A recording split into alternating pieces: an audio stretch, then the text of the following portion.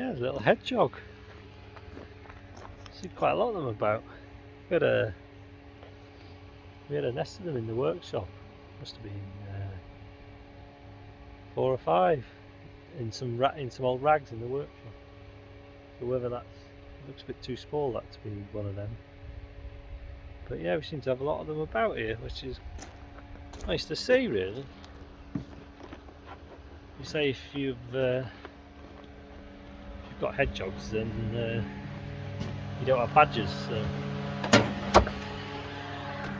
because the badgers eat the hedgehogs. So there's a thriving amount of hedgehogs in your area. He's on the move now. Then it means the badgers aren't about. So yeah, it's nice to see anyway. I thought I'd show you.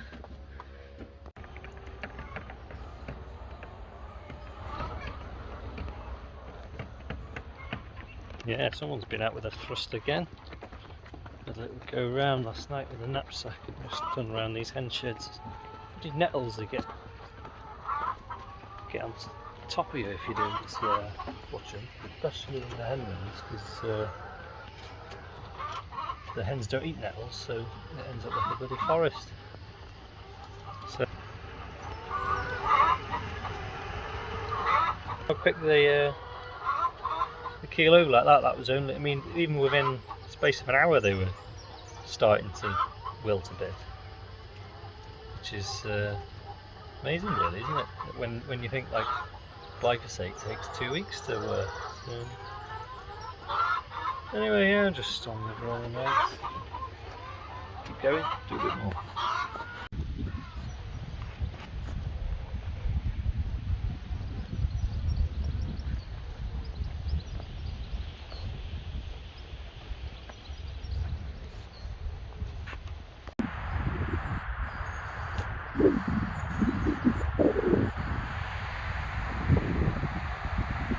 Yeah, just on with this fencing job that I've got. Taking this old fence down, which is made out of railway sleeper posts, which really hard wood, and then it's been patched up over the years. It's got a lot of really old rusty wire on, which is lovely to take down and roll up, because it just keeps breaking. You end up with hundreds of bits of it everywhere. So yeah, it's good laugh really. Yeah, just getting going along this side, taking the barbed wire off. So yeah, I'm going to be wealthy in second-hand staples if anyone wants any, and rusty barbed wire as well. Let me know, because you know, if rusty barbed wire is a currency, I'm a very wealthy man at the moment. So yeah, anyway, not to worry.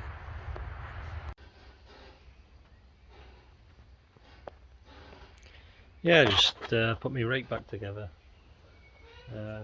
This arm,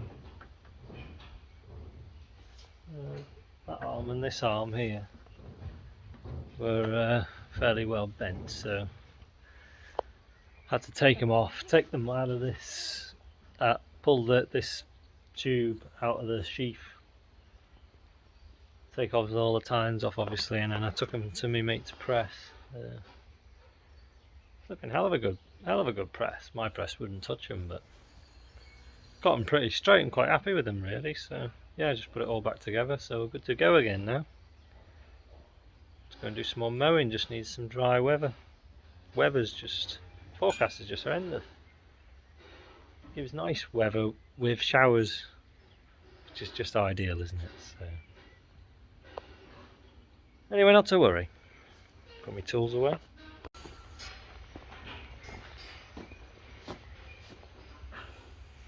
Yeah, just thought I'd do a bit of a review on my rake. It's a Liner 665.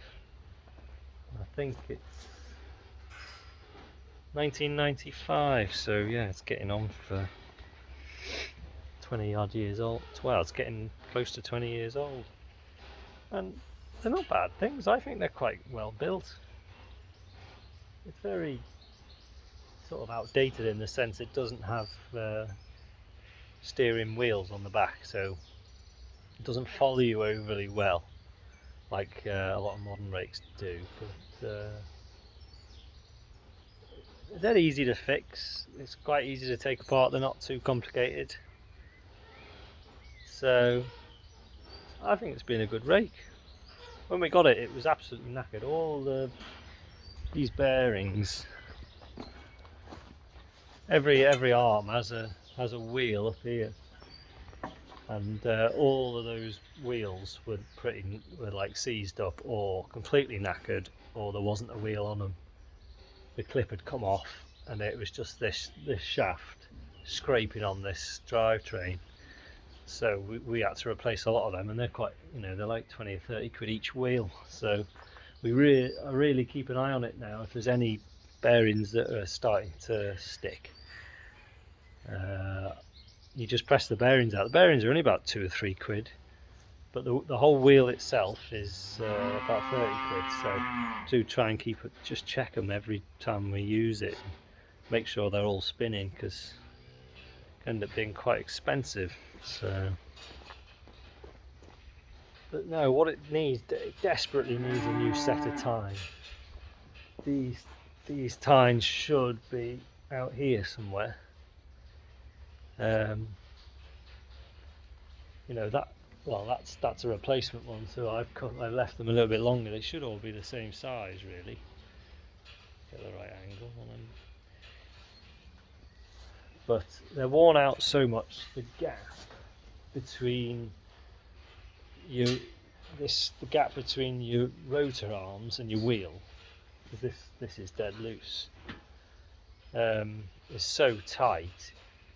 If you're missing bits and you roll them all the way down, these arms are near enough rubbing on your wheels. And also, well, you can see here where the paints rub off.